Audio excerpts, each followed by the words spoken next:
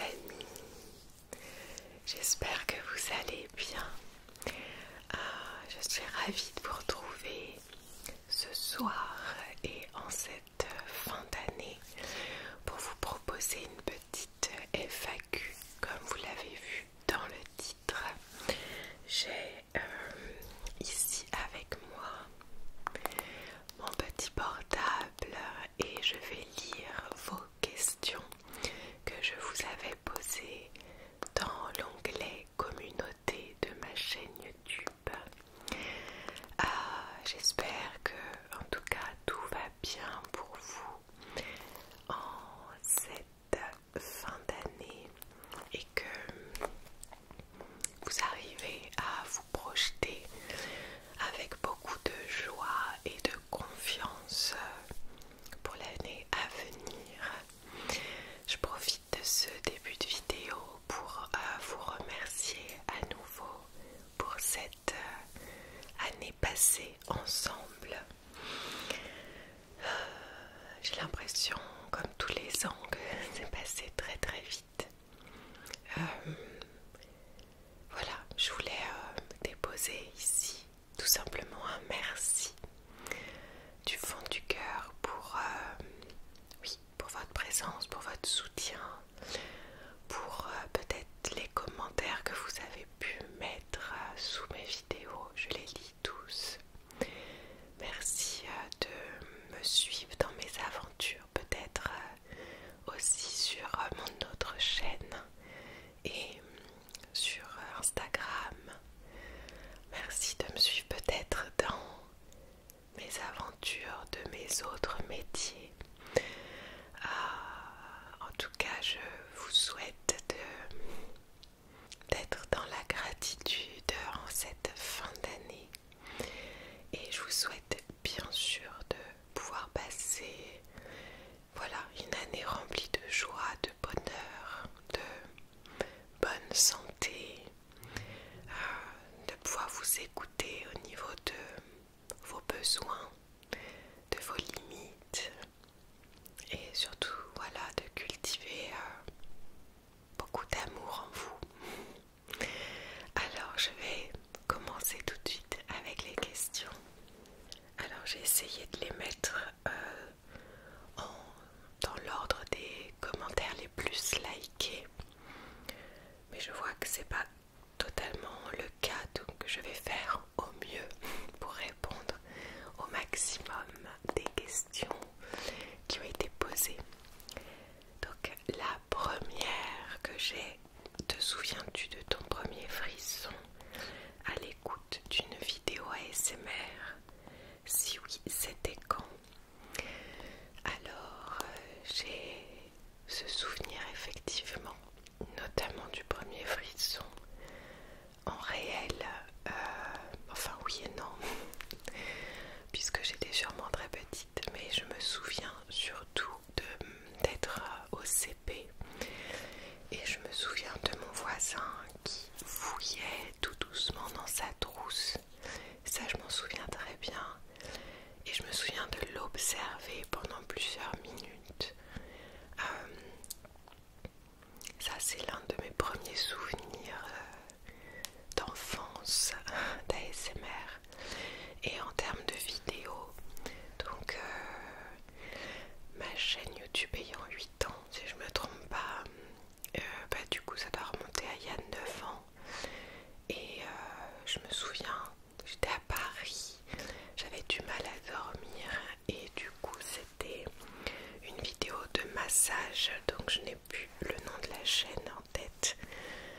C'était une jeune fille qui faisait des vidéos de massage, où elle expliquait en même temps ce qu'elle faisait et elle avait mis effectivement massage ASMR dans le titre, donc c'était en anglais, une chaîne anglaise, et je me souviens d'être partie ailleurs dans ma tête et d'être comme hypnotisée par la vidéo et par les sons, et je me suis endormie alors que j'avais une très très grosse insomnie. Et du coup le lendemain j'y suis retournée, j'ai regardé ses autres vidéos, je voyais qu'elle mettait très souvent le mot ASMR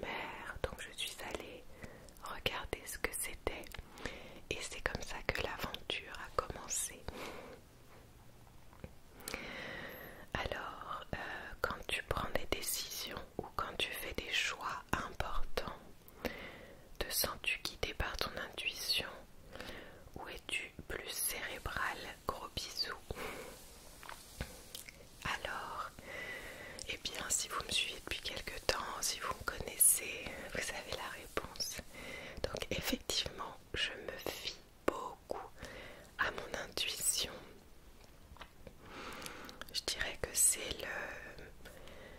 l'intuition, c'est ça, c'est vraiment ce qu'on ressent en nous dès qu'on a une idée ou qu'on a une décision à prendre. C'est ce qui vient comme pop-up d'un coup en nous.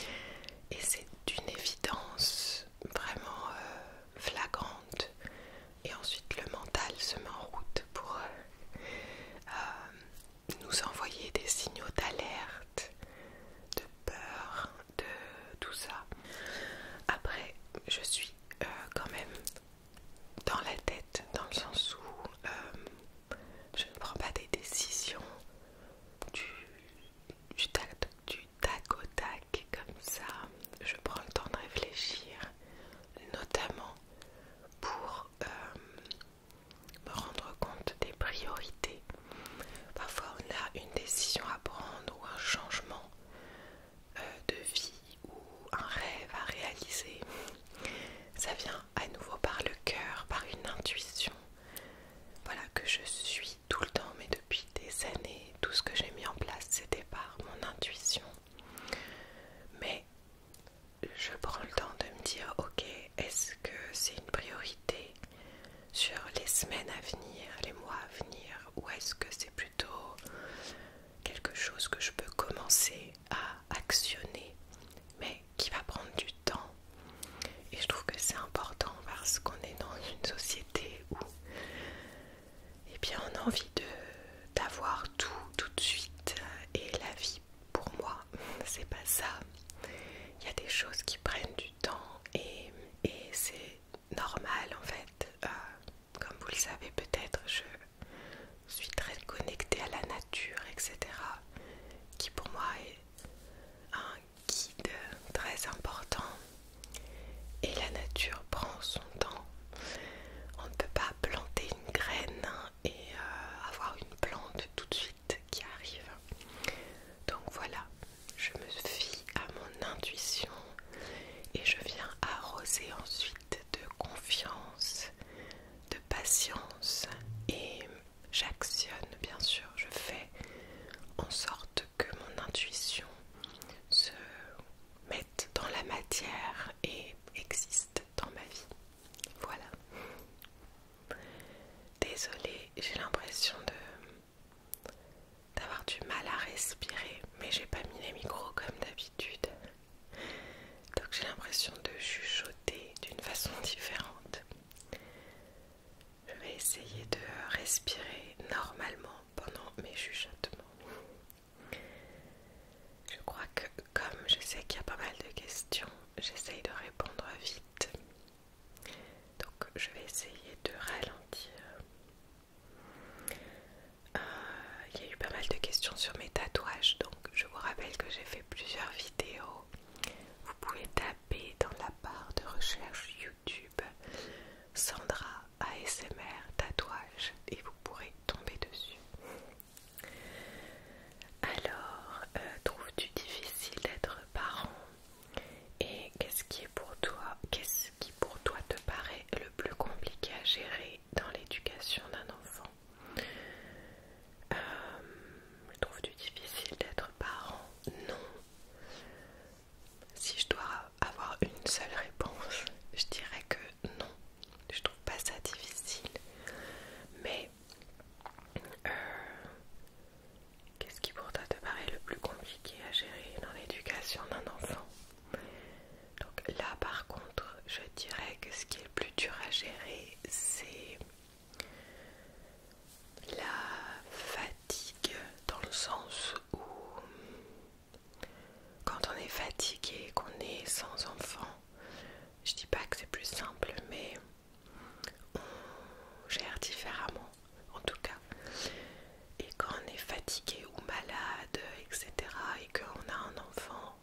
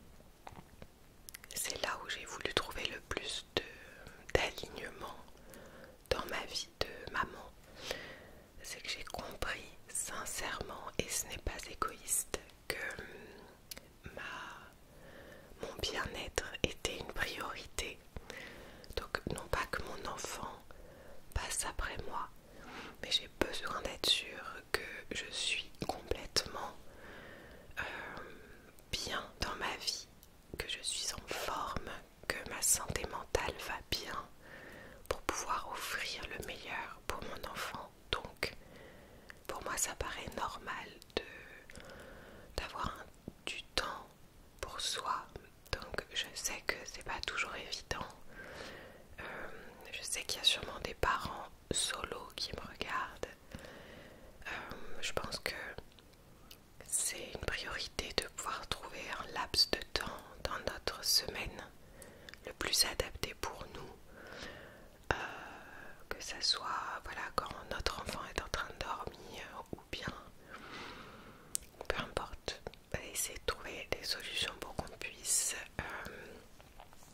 voilà, avoir un temps pour soi, quelque chose qui nous fait du bien en tout cas, et cultiver ça pour que notre enfant puisse avoir un parent le plus reposé, épanoui. Voilà. Donc c'est pas tant compliqué. Je pense que les parents, les enfants, sincèrement nous rappellent ça justement, que c'est une priorité, le bien-être personnel, pour pouvoir offrir du temps de qualité aux autres ensuite. En tout cas, c'est ce que ma fille m'a appris depuis que je suis maman, depuis 6 années de parentalité. Et sinon, c'est un réel plaisir, personnellement en tout cas. Il y a aussi pas mal d'idées de vidéos, donc merci beaucoup les amis. J'ai pris note de tout ça, j'ai, comme vous savez, une liste très longue, mais c'est écrit. Question peut-être simple mais sincère, comment vas-tu?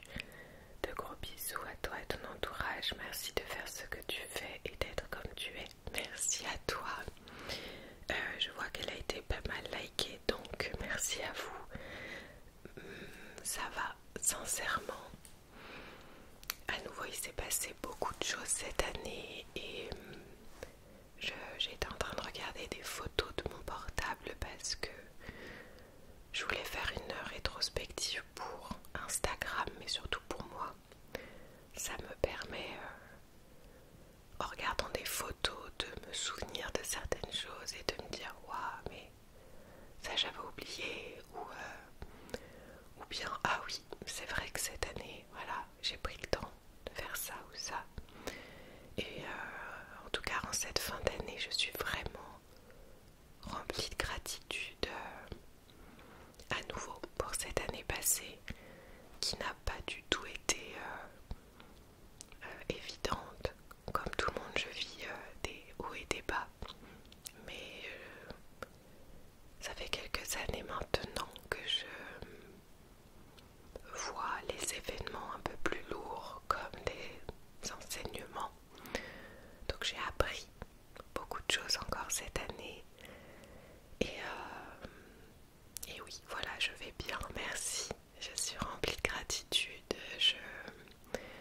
j'ai confiance en la vie à nouveau, même s'il y a des choses qui se passent que j'aimerais ne pas vivre, mais je sais que ça fait partie du processus de chacun, de notre vie, et je suis très heureuse d'être avec ma famille, d'être ici, de vous rencontrer en retraite ou durant mes ateliers. Ouais, à nouveau, j'ai commencé cette vidéo par le mot merci et je suis vraiment dans ces vibrations-là actuellement, donc tout va bien. Es-tu émotionnellement impacté par l'actualité internationale et nationale? Si oui, comment fais-tu pour surpasser certaines informations traumatisantes et certaines émotions négatives? Sinon, comment fais-tu pour rester dans ta bulle? Merci beaucoup. Alors, oui, je suis impactée par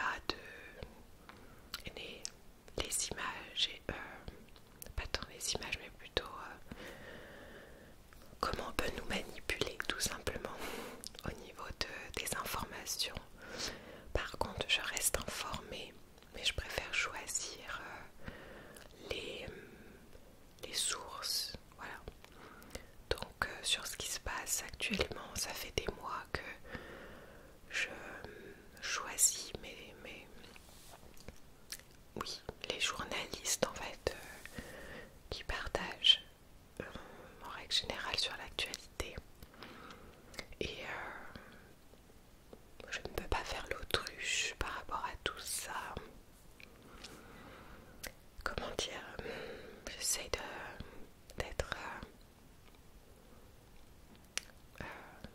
concise dans ma réponse. On va dire que je suis choquée, attristée, en colère par rapport à tout ce qui se passe sur cette terre, mais depuis toujours.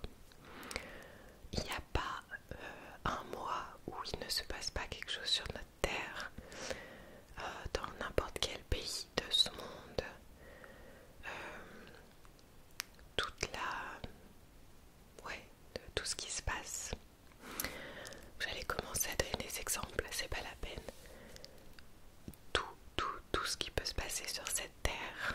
Et en fait, j'ai une profonde conviction que je dois continuer à cultiver le contraire en moi,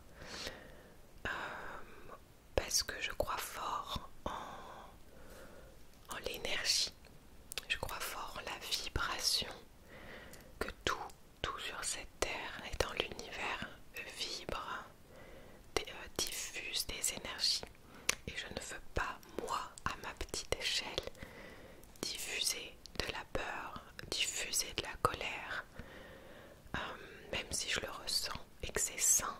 Je ne cache pas mes émotions. Pour répondre à ta question, ça je le ressens en moi, et du coup je fais vivre en discutant avec mon mari, avec ma meilleure amie, etc. Je ne l'enfouis pas en moi parce que c'est pire, donc je fais vivre toutes mes émotions. Mais après, c'est pour ça que j'ai beaucoup de pratiques que je partage. Après ça, je médite, ou bien je chante des mantras, ou bien voilà, j'ai plein de moments où je vais cultiver en moi beaucoup d'amour, beaucoup de paix, de la confiance, et pour envoyer ça en fait autour de moi. Donc je sais qu'à nouveau on est dans une société où on doit voir les choses pour que ça puisse paraître palpable, que ça puisse exister dans nos vies. Donc moi je ne le vois pas comme ça, c'est vraiment, je sais profondément que je diffuse ça pendant ces moments, et je sais qu'on est extrêmement nombreux à le faire sur Terre, très régulièrement, chaque jour peut-être. Alors profondément ça ne changera pas ce qui se passe sur cette terre, mais je ne veux pas venir comme nourrir pour autant toute cette vibration là.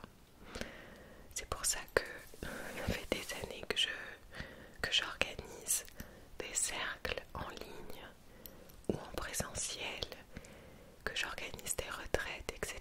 C'est pour que un maximum d'êtres humains puissent se déposer un temps et vibrer ça, être dans cette ouverture du cœur, dans cette joie, ce partage du moment, même si ça ne viendra pas à nouveau changer la donne d'un point de vue mondial, mais d'un point de vue d'humanité, je reste à cultiver ce qui fait sens pour moi.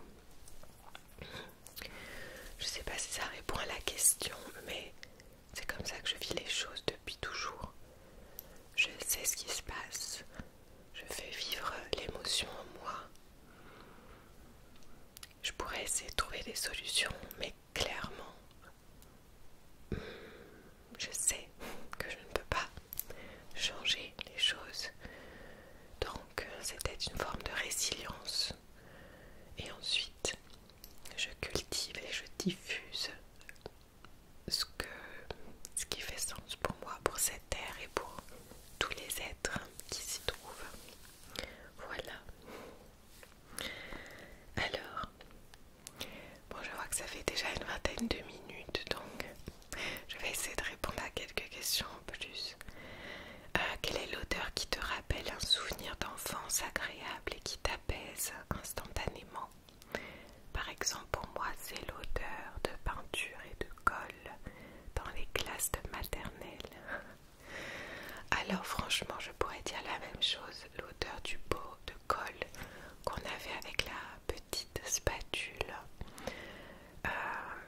je me souviens très bien de mes années maternelles, tout du moins de la dernière au moins, avec ma maîtresse qui était extraordinaire. Et cette odeur, c'est vrai que ça me rappelle beaucoup de souvenirs. Euh,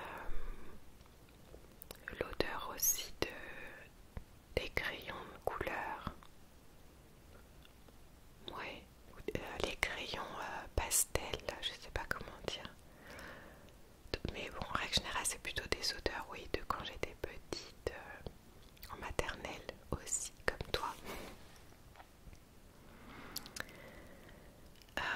Quelle est la raison pour laquelle tu t'es lancée dans le domaine de l'accompagnement du bien-être? J'espère que tout se passe bien pour toi, pour la création de ton nouveau lieu. Merci beaucoup. Alors, la raison, écoute, du coup, ça répond un petit peu à ce que j'ai dit il y a quelques minutes. C'est une envie qui vient profondément du cœur. Pour celles et ceux qui ne savent peut-être pas, quand j'avais 23 ans, j'ai perdu celui qui partageait ma vie depuis plus de 3 ans. Et ça a été bien entendu un traumatisme, un bouleversement dans ma vie. Et quelques années plus tard, j'ai eu comme ce besoin profond de me partager au maximum de personnes de l'amour, même de la gratitude pour la vie en fait, tout simplement. Et je pense que tout ce que je crée depuis vient de cette envie profonde de rappeler aux personnes à quel point la vie est précieuse et qu'on peut redécouvrir tellement de beauté dans des tout petits détails. Et oui, je répondrai comme ça, je pense. Y a-t-il des parents à l'école de ta petite qui sont des abonnés? Cela pose-t-il problème à ta petite ou à toi? Je vous envoie plein d'amour et de bienveillance, merci beaucoup. Alors oui, j'ai des parents qui regardent mes vidéos et n'en se posent pas du tout de problème. Alors il n'y en a pas beaucoup, j'habite dans un village et tout se passe très bien, ce sont des personnes très gentilles. Et sinon oui, depuis quelques années maintenant que je suis ici, ces personnes sont aussi devenues des amis, donc voilà, ça se passe très bien et je suis à nouveau remplie de gratitude que ce métier puisse m'offrir toutes ces belles rencontres dans ma vie, donc voilà. As-tu des astuces pour te sentir mieux en cette période où le froid arrive et la lumière du jour diminue? Es-tu affectée par ces changements saisonniers aussi?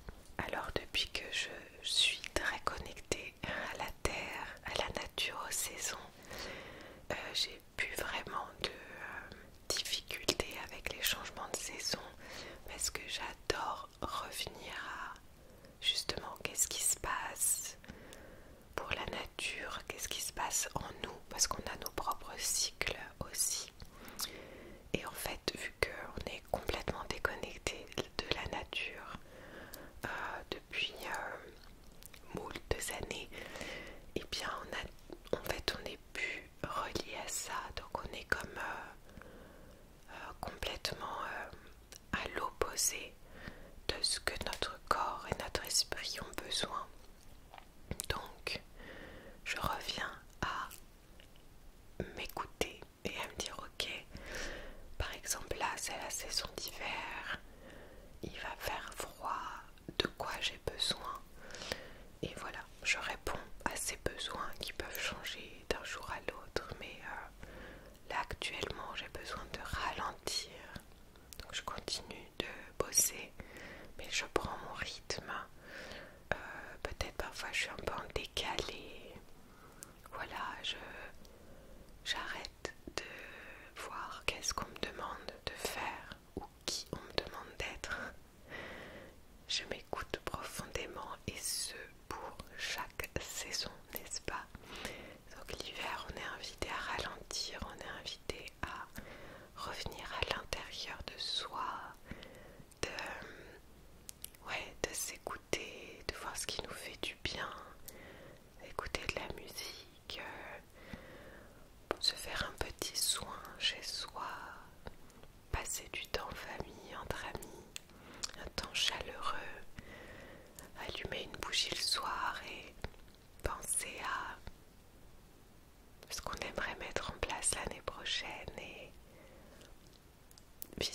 ça avec beaucoup de joie.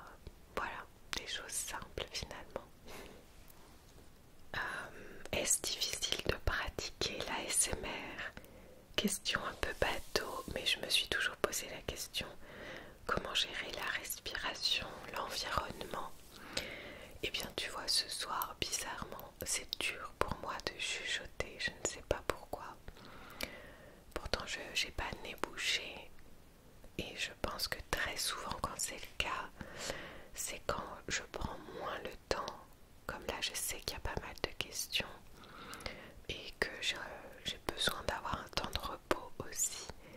Peut-être que j'ai tendance à vouloir aller trop vite, donc je ne chuchote pas pareil. Enfin, en tout cas ma respiration n'est pas la même, je le ressens.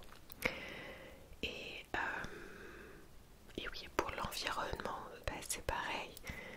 Là pour cette vidéo je vais devoir couper beaucoup de petits moments parce que déjà j'ai du vent encore, donc j'ai mes volets qui font du bruit à chaque fois avec les branches du mimosa, et mon ventre gargouille tout le temps, même si j'ai mangé, même si j'ai digéré, je ne sais pas pourquoi, il gargouille tout le temps, donc je suis obligée de couper très souvent mes vidéos, sinon vous avez une symphonie de mon ventre, voilà. Mais sinon en règle générale non, je trouve pas ça compliqué, et c'est pour ça que ça fait 8 ans que j'en fais, que je fais des vidéos où je chuchote. Lors du montage de tes vidéos, te surprends-tu à t'apaiser toi-même par tes chuchotements ou déclencheurs que tu utilises? Alors oui, mais vraiment justement les moments où ce sont des vidéos où j'ai eu pas trop de parasites au niveau du son, et du coup j'écoute la vidéo pendant le montage, mais que j'ai pas beaucoup de coupures à faire, du coup je me laisse un peu plus emporter par la vidéo, mais je reste avec une écoute professionnelle, j'ai envie de dire. Donc je lâche un peu moins prise, mais ça m'arrive quand je réponds à vos messages, à vos commentaires, parce que parfois quand je lis vos commentaires, je laisse tourner la vidéo, et ça m'est arrivé quelquefois de m'endormir en même temps que je répondais à vos commentaires, donc comme quoi ça a dû faire effet. Sandra, tu es rayonnante, je te suis depuis ta première vidéo. Tu restes la même sans prendre la grosse tête, tu es une belle personne. Merci de m'apporter le calme à travers tes vidéos que tu nous partages. Je suis devenue maman depuis peu. Ma question: trouves-tu le temps de trouver un moment pour toi depuis que tu es maman? Moi, ils sont rares, et lorsque je m'accorde un petit moment, je culpabilise et me dis que je suis égoïste. Aurais-tu un conseil à me donner? Eh bien, écoute, j'ai répondu du coup avec les questions d'avant. Pour moi, ce n'est pas de l'égoïsme, c'est une nécessité pour que ma fille puisse avoir une maman la plus reposée et épanouie. Eh bien, j'essaie d'organiser mon planning pour me mettre des petits moments. Donc oui, je travaille de chez moi, donc je dis pas que c'est plus facile parce que je passe mon temps à faire du ménage, des lessives alors que je suis en train de travailler. Mais eh bien oui, parfois je m'accorde 1 heure pendant mon laps de temps de travail pour moi, et du coup je reprends cette heure là le soir quand tout le monde va se coucher pour travailler, ou bien maintenant elle est grande, donc parfois je lui dis tout simplement que je vais prendre un petit quart d'heure pour moi